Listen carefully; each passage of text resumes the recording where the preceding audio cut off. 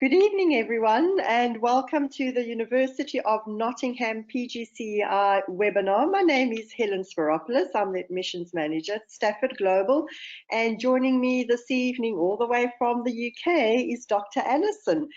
Good evening to you, Dr. Alison. Good evening, Helen, and good evening, everybody. Really looking forward to talking to you this evening about the PGCEi programme. Thank you. It's great to actually have you back with us again. It's been quite a while. But I have been looking here on my right-hand side, and I can see that quite a few of you have joined us all the way from KSA as well as Qatar, the UAE. Welcome.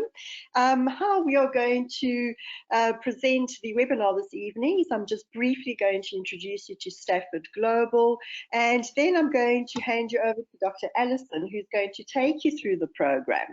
Now, towards the end of her presentation, you will have a chance to type out any questions that you may have for Dr. Alison or for me. And what I am going to be doing is trying to group these questions together because they tend to be very similar, if not identical. Okay, so let's get started. Well, who is Stafford Global? Well, Stafford Global was established in 1993, and we are a resource centre for distance learning education in the Middle East.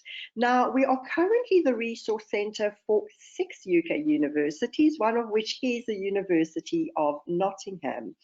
Now, we do offer a variety of programs ranging from certificates to diplomas, bachelor's degrees, MBAs, MScs, right through until doctorates. So we really do have all the qualifications that would suit your personal as well as your professional needs.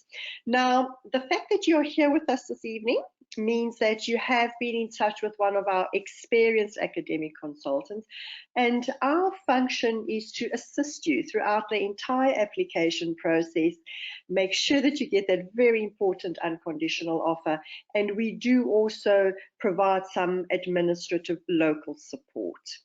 Okay, I'm now going to hand you over to Dr. Alison. As I mentioned, she's going to take you through the program, and then I shall join you towards the end of the session. Over to you, Dr. Alison. Thank you, Helen. And as I said a minute ago, I hope you're going to find this evening interesting and informative, and hopefully you'll join the programme as a result. The university does enjoy a very close partnership with Stafford. It's very important to us, and I think it's really helpful for students, as Helen's just described. Okay, so let's start off by talking about the University of Nottingham. It's a very popular university with undergraduates and also graduates, and it's a member of the prestigious Russell Group of universities in the UK, and is really known for providing research-led teaching. And it was described in the Times newspaper as the nearest Britain has to a truly global university. And although that was in 2019, I think it's still true. We have students who come from over 150 countries, and we have campuses in China and Malaysia. I think most importantly, though, the university is recognised for its groundbreaking research and teaching excellence. And should you join the course, you will be taught by world expert tutors who all have a range of specialisms, which I think you'll find interesting and relevant. So, you're here tonight, as Helen said, because you're thinking of applying for the PGCEi course. So let's talk about the course itself. The university is very proud of this course. It's grown significantly over the last 10 years and has now almost, well, more than 5,000 graduates globally. It's a master's level blended learning programme of professional enrichment for educators in countries other than the UK. And I think one of its strengths would be, and has been, the face-to-face meetings that you have with UK tutors, plus the tutorials online. There has been a temporary change because of COVID-19, which has meant that for the last couple of years, tutors have not been able to travel to the UAE, and it has been restricted, but the course has been successful online, And I'm very pleased to say that negotiations are in place to replace the face-to-face meetings, which means that tutors will come twice a year to meet with students and work through the educational workshops and work on the course materials online. So we're really hoping that this is going to come into force within the next few months. I think it's important for you to know that the course focuses particularly on reflecting on your individual practice, wherever your context is. And that's through educational theory, which enables you to compare teaching approaches with theory, but also with other students in different countries. I think that's the richness of this course, that you have opportunities to talk and discuss with people who are teaching in very different contexts from your own. And it's a course which is suitable for teachers of early years, if you're a kindergarten teacher or a foundation stage teacher or primary or secondary or even FE. The course is most definitely for you. And that's because the focus of the course is on learning, and that's the strength. Okay, so you might be saying, well, what does the course look like? What's the course structure? What would I have to do if I joined the course? Well, the course is divided into 3 parts. Each of those parts is a standalone part, but they're also linked closely together. And those 3 parts are 3 modules which will be completed over a period of 12 months. And there's a very strong international context to each of those modules. The first one looks at educational aims and values. The second one looks at understanding learning and teaching, very much within the context of your own practice. And the third looks at inquiring into educational practice. This is an opportunity for you to do some personal research within your own context. Now, each module includes coursework and is assessed by a 4,000-word assignment at the end of each module. And it's important to pass each of those modules in order to gain your certificate. Now, we're often asked, does the certificate talk about distance learning? Well, no, it doesn't. When you get your certificate, it does not say distance learning. This is a blended learning course. And so your certificate will just say that you have gained this qualification without distance learning. I think it's important for you to know as well that all the resources you need for this course will be found online. You don't need to purchase anything additionally. It will all be easily accessed for you or accessible for you. Leading up to the assignments, I've mentioned there that there's coursework. The coursework is of a similar structure for each of those modules, and it consists of some reading, some academic reading, some reading of activities which you need to complete. There's some writing activities, and you'll be looking at videos and all sorts of interesting resources to support your learning. I think the other thing I need to just mention here is we're always asked questions about how do I organise my learning when I'm working full-time? And I think this is perhaps quite difficult, especially if you haven't studied for a while, but it will become easy. And each of you will need to find a programme that suits you. Some students do some every evening, and some students work at weekends, but we do recommend that you need to look at between 12 to 14 hours per week, because each of the modules consists of the kind of experiences and work which will actually constitute about 200 hours of work. So that's for each of the modules. So it is important to try and structure your work, your learning, around the hours that you have. And some of you will have families and some of you will have evening classes. So it's really important to try and work out how this is going to be organised so there's no stress. Now, when you join the course, you will be allocated a personal tutor. And that personal tutor will stay with you for the whole of the 12 months. And you will be in the tutor's group. And the tutor group will be no more than 20 students, which is an interesting teaching group. And you'll have tutorials with your tutor in much smaller groups, probably of 4 or 5. And recently those tutor groups have been online and have been really successful. There's plenty of opportunities for you to discuss things with your tutor, but also to discuss with your fellow students. Your tutor will also give you feedback, written feedback on your assignments and written feedback on your coursework. So there's plenty of support there for you to know how well you're doing. And of course, we all want you to succeed. One of the questions I'm often asked is, well, what happens if I fail an assignment? Well, there are opportunities. I mean, it is rare. It is honestly rare to fail, but it does happen sometimes. But there are opportunities to resubmit, and your tutor will be there to support you in doing that.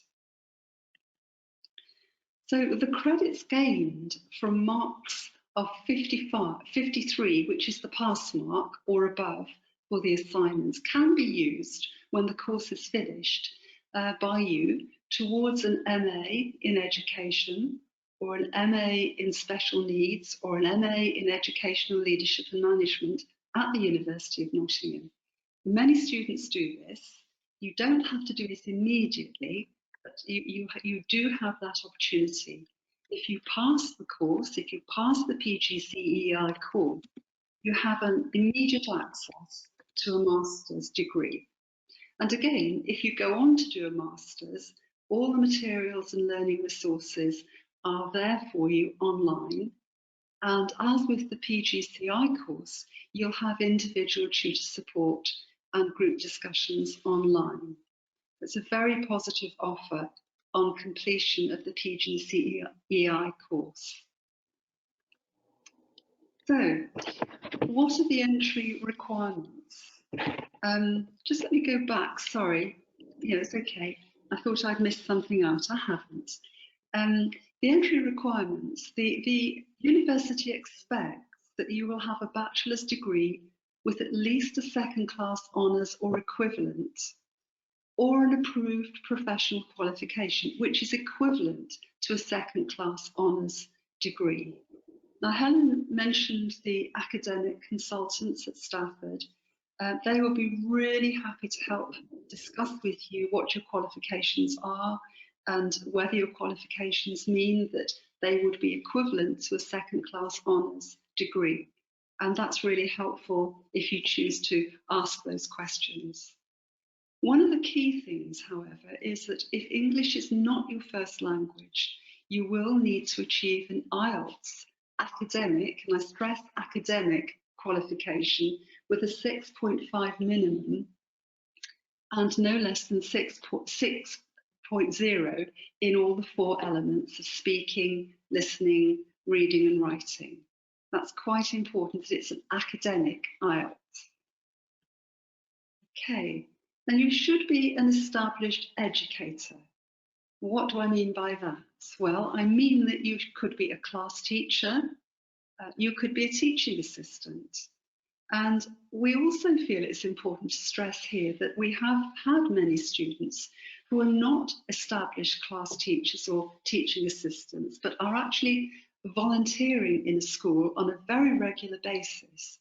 So they do have access, you do have access to students within an educational context, which is really, really important for modules 2 and modules 3. And of course, you need to have access to a computer. That's absolutely essential.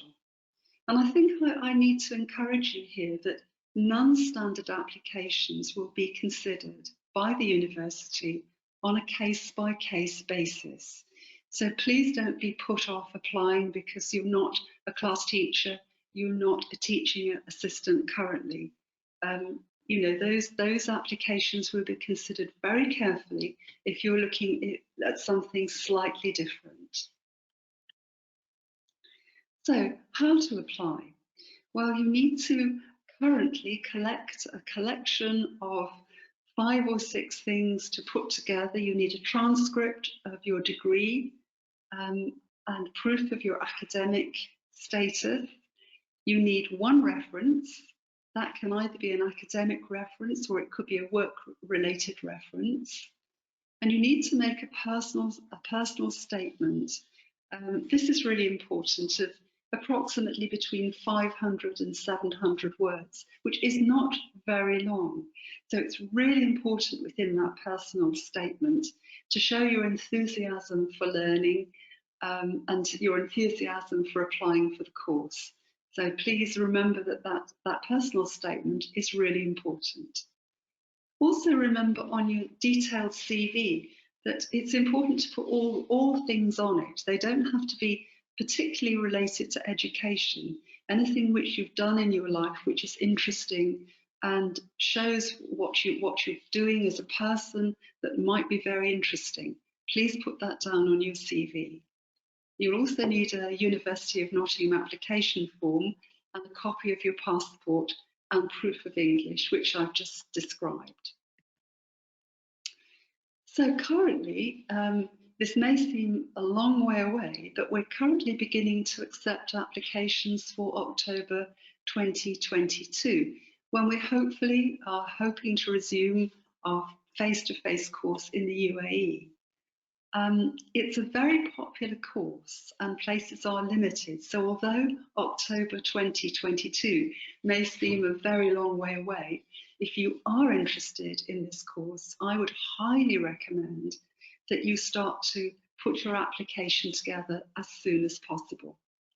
And the programme itself starts on October the 1st, and the application deadline, which is usually sometime in September, will be confirmed at a later date. Okay, as part of the course, there will be a 2-day induction programme, which has partly interaction workshops and lectures from your tutors. And this will be in October. We're looking at dates at the moment, as you can see, and attendance at this particular induction programme is compulsory. It is considered to be part of the course overall, and it's really, really important that you clear your diary and you make sure that you can be there for the 2 days. And after the induction programme, there will be follow-up with your tutors within each module and the tutorials which I've just described earlier, where you work together in small groups. You'll see on the slide at the moment that we're looking at fees for Stafford. I think Helen will probably mention these in a moment. We're looking at the fees as they stand right now, but I'm going to ask Helen to clarify this for you in a moment. Now, I'm sure that I've raised 1 or 2 issues there that you may have questions that you'd like to ask, and there may be questions you'd like to ask Helen as well, and we will do our best to answer all of the questions. So, Helen, do we have any questions coming in already? Yes, we most definitely do. Thank you so much, Alison. That was very, very informative. And I just want to clarify, as Dr. Alison has said regarding the fees. The fees that were in this particular presentation are the current March 2020 fees. The university has not released, as Dr. Alison hasn't released any of the confirmed dates or fees at this point.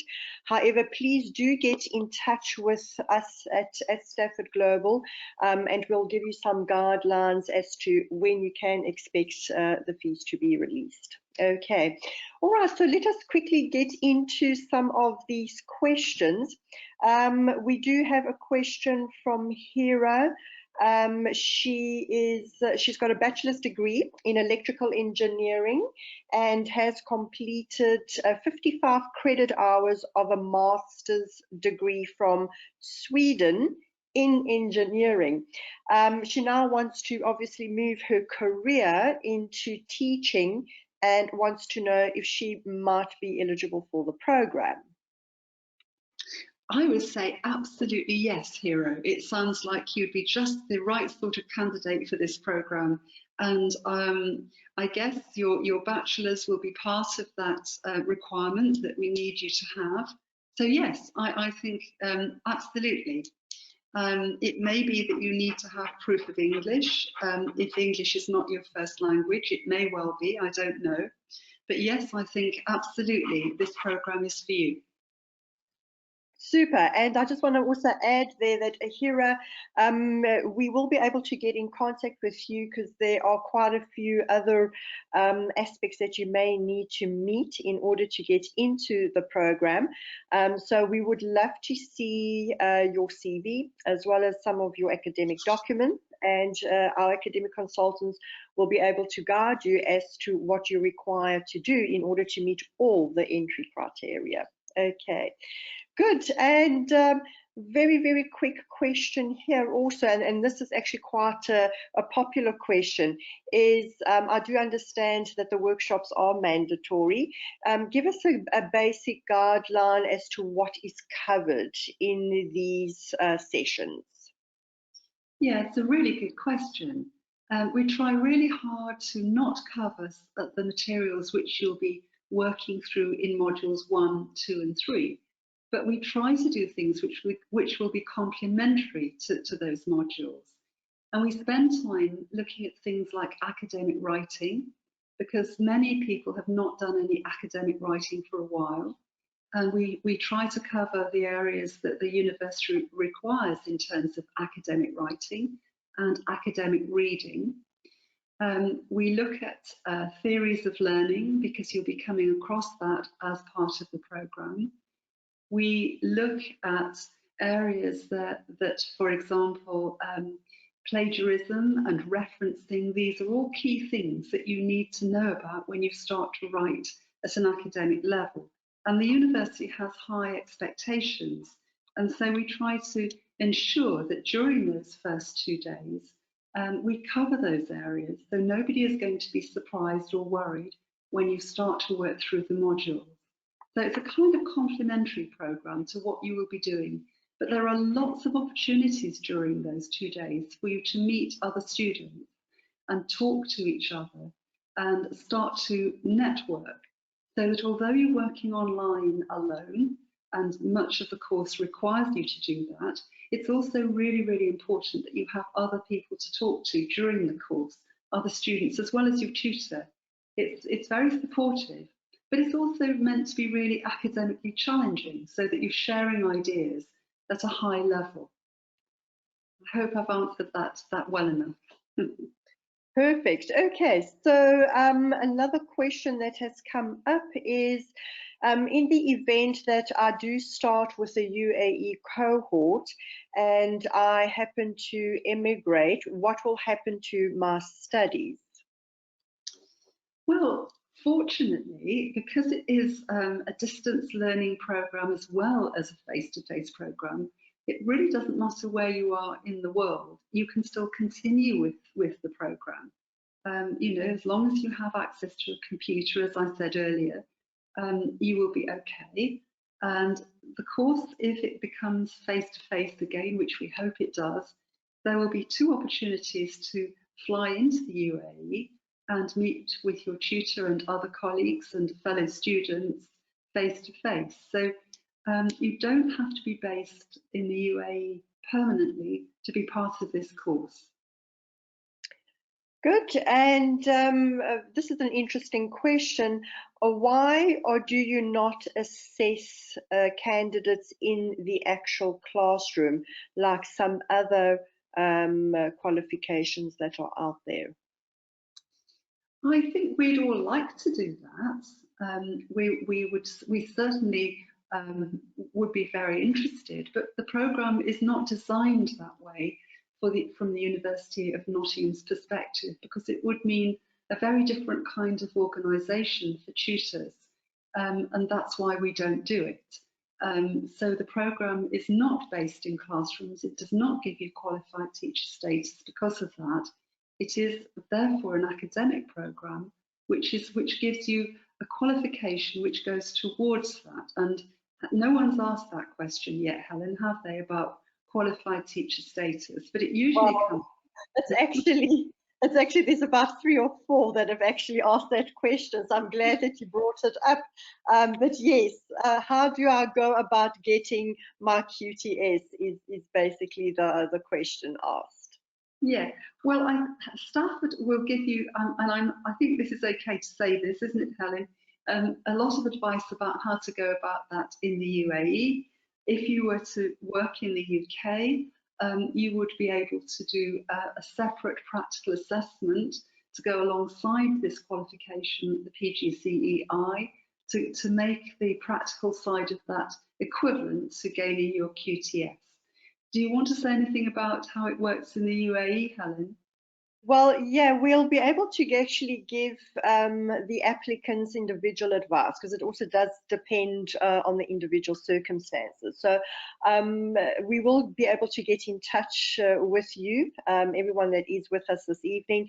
And if you do have that particular question that you can pose to your academic consultant, they'll be able to give you some very, very good advice as to how to get that QTS. And it's not as difficult as what people think that it is. Okay, lovely question here. Can I stop my studies for a short while and then resume again, as you never know what happens in my personal or professional life? Is this permitted by the university? Yes, it is a good question. And it is permitted. Obviously, if something has to happen in your personal life that means that you would choose to stop your studies, but yes, you can apply for what's called a voluntary interruption of studies, a VIS, and that can be for a period of time, 6 months, a year, however much you might need in order to reassess your life and get back to studying when things are smoother for you. I should also mention that sometimes things happen on a much shorter term basis. For example, you might be ill, or somebody else might be ill that you're caring for, or something happens that you need to have an extension for perhaps an assignment, because assignment dates are very set in stone. It's important to hit the assignment date. And if you know that you can't do that, we encourage students to apply for an extension. You do need proof for an extension. If, for example, if you're ill, you need a doctor's certificate and things like that. But the university is very sympathetic towards students needing to have a little bit of extra time, whether it's on a longer term basis or on a short term basis, because something has happened. For example, over the last couple of years, many students have unfortunately had COVID, and that has pushed their studies back. And so, of course, they've been able to apply for an extension in those circumstances. But COVID is not the only reason. There are all sorts of other reasons why you need to take a little bit of time out. But yes, the university is very empathetic towards that. Good. And the next question is regarding assignments, and there are quite a few that actually asking very similar vein. If I do fail an assignment, how extensive is the feedback from tutors? This is very important, as we need to understand where we have gone wrong. Yeah, again, that's a good question. No tutor wants any of their students to fail. It's something which we work very hard to ensure doesn't happen, but sometimes it does. Your tutor will be there to help you analyse why you failed, go through the structure of your assignment, go through the content of your assignment, and give you support in trying to put that right. Sometimes it's very simple procedures, sometimes it's more complicated, but your tutor is there to help. You have written feedback on how to succeed, but you would also, your tutor would encourage you to have a one-to-one individual online tutorial, so you can actually talk together and look through the assignment in detail together. So both of those are quite important outcomes. Okay, good. And that actually leads on to the next question, talking about how accessible are the tutors at the university. So the question is around, can I contact the tutor via phone? Can I do it via Zoom call? Is it via email? How do I contact tutors if I need some assistance? Okay, another good question. Communication is really important. We don't use Zoom at the university because it's considered not safe, so we use Teams. So tutorials are always done by Teams, and that's a group tutorial or an individual tutorial with a tutor. All tutors will encourage you to contact them by email and encourage you to do that if you have an issue, a query, etc. And tutors will try very hard to get back to students within 3 days. That's one of the university's hopefully followed rules. Sometimes tutors are unable to do that for different reasons, but generally speaking, tutors will get back to you as soon as possible within 3 days. If a tutor feels that it's important for you to have a discussion face to face, they will arrange a tutorial. But in the first instance, it's really important to email your tutor if you feel it's important and necessary. Okay, and a very common question, and I can see it's come up about 2 or 3 times here regarding the graduation. Can I graduate in the UK? And if I cannot attend it, how do I get my degree certificate? Always a very, very common question that comes through all the time. Okay, just writing a quick note of that. Yes, we're just getting back to graduation, face-to-face graduations post-COVID. And yes, you can graduate in the UK, and you'll be very, very welcome. We're really pleased to see students come to graduation. If you can't come to graduation, your name will still be read out, and you will graduate on that day, even if you're not there. And after graduation, your certificate will be sent out to you. Nearer the date, student services will be in touch with you to make sure that the address and contacts that we have for you are correct, so that your certificate will be sent to you, and it will also be emailed to you. So you have an email copy and you have a hard copy. But it's really important that we make sure that the contacts that you say you have, whether it's your address or whatever, are correct.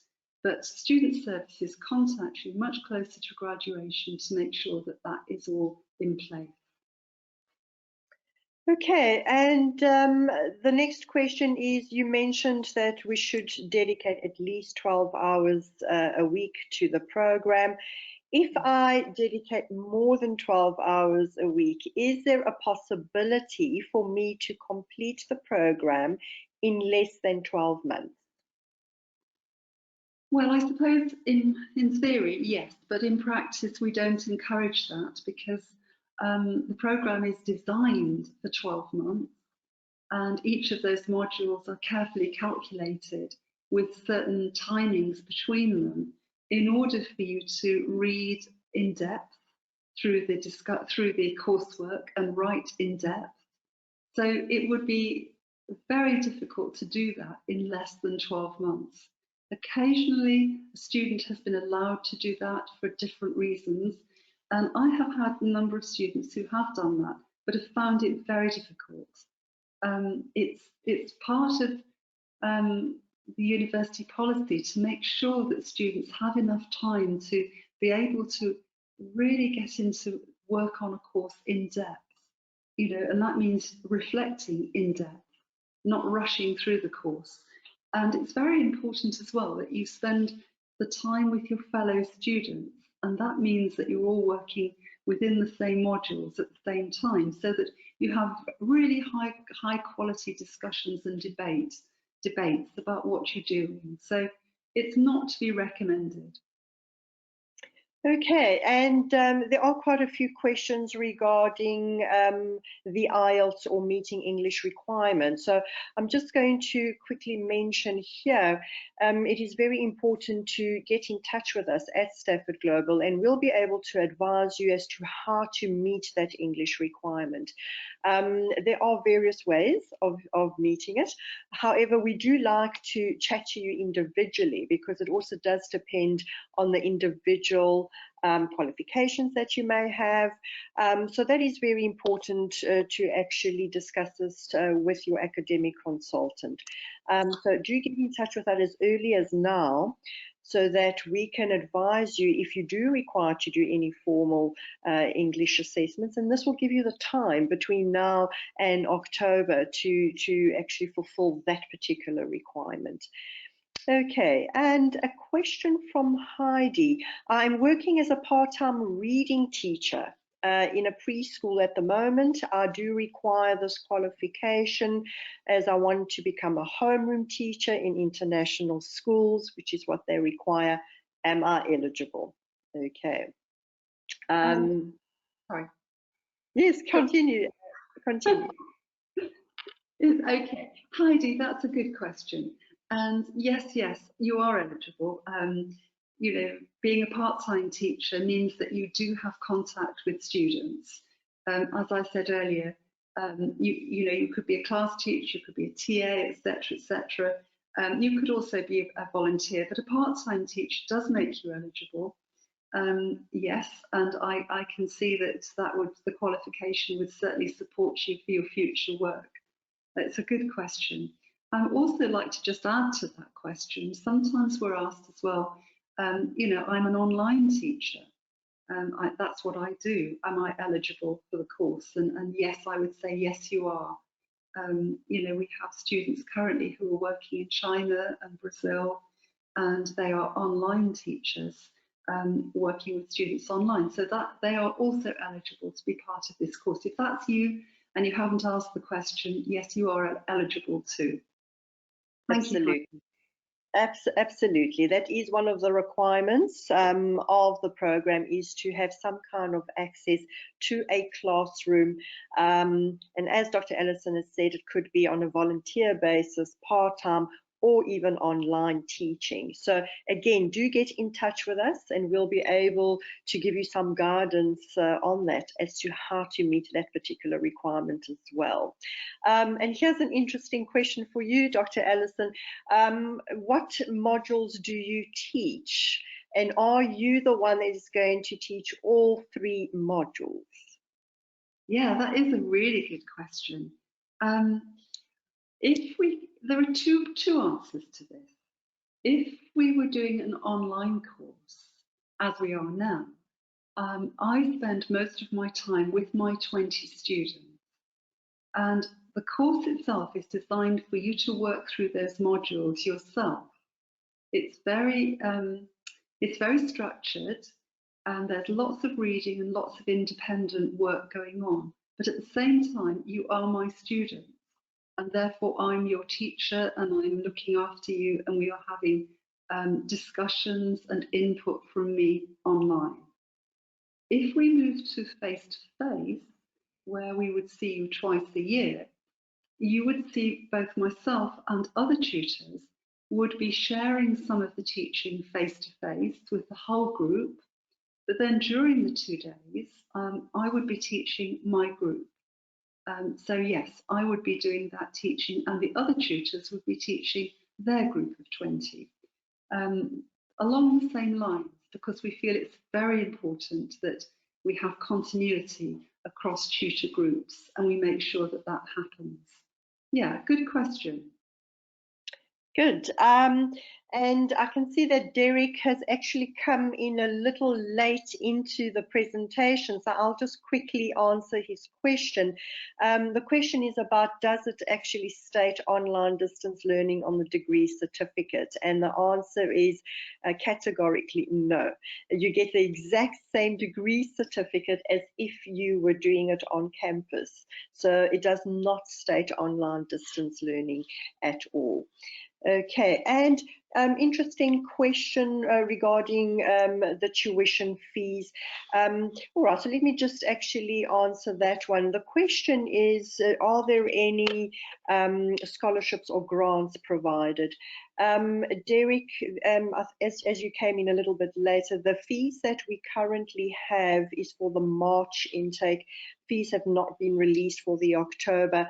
However, please do get in touch with us, because there are some partial grants that are provided to students. So once we have the fees released, we'll be able to send that through to you, and we'll be able to guide you on that as well. Okay, and I think that I have managed to I've actually managed to group all these questions together, and they were very, very good questions. Thank you very much, everyone. And again, thank you very much, Dr. Alison, for being with us. And as Dr. Alison has mentioned, you know, October is not really very far away. So we do encourage you to try and send your application documents as soon as possible. Just bear in mind that the cohorts do book up quite quickly, because it is a very, very popular and sought after program. We only accept 100 students per cohort. So I really do advise that you try and get those application documents into us ASAP, so that you can secure your place for the upcoming cohort in October. Okay. Again, thank you so much, Dr. Alison. Lovely having you with us. Wonderful having you all participants with us this evening. Lovely questions. And I do hope to see you at the October program. Okay. Thank you very much, everyone, and a good evening to all.